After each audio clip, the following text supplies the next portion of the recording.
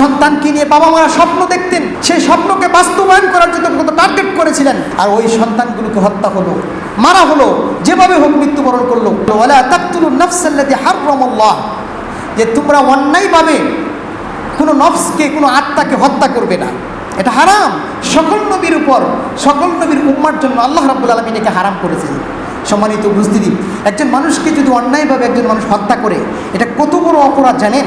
এটা হলো সরাসরি আল্লাহর সাথে শত্রুতা স্থাপন করা, শত্রুতায় অংশগ্রহণ করা। কারণ আল্লাহ রাব্বুল আলামিন একটা মানুষকে সৃষ্টি করেছেন, আল্লাহর তো উদ্দেশ্য আছে যে এই মানুষটাকে আমি সৃষ্টি করেছি, সে আমার ইবাদত করবে, আমার বিধিবিধান পালন করবে।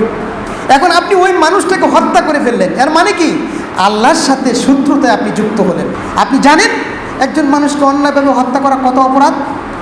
কারণ আপনি হয়তো চিন্তা করতে পারছেন না, যে সন্তানকে আপনি হত্যা করছেন, ওই মা বাবা সন্তানকে নিয়ে বাবা মারা স্বপ্ন দেখতেন, সেই স্বপ্নকে বাস্তবায়ন করার জন্য কত টার্গেট করেছিলেন।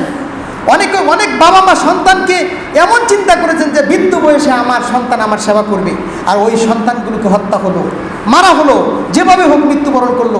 আপনি যে বাবা মাকে হত্যা করলেন, আপনি জেনে রাখুন সন্তানের বুক, সন্তানের আদর স্নেহ থেকে বঞ্চিত করলেন। আপনি যে স্বামীকে হত্যা করলেন, আপনি তার স্ত্রীর ভালোবাসা থেকে তাকে বঞ্চিত করলেন।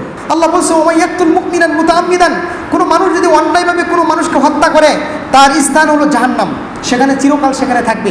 আল্লাহর গজব তার উপর বর্ষণ হয়, আল্লাহর অভিশাপ তার উপর বর্ষণ হয়। আ'আদ্দালাহু আযাবান আযীমা, আল্লাহ তার জন্য যন্ত্রণাদায়ক শাস্তির ব্যবস্থা করেছেন।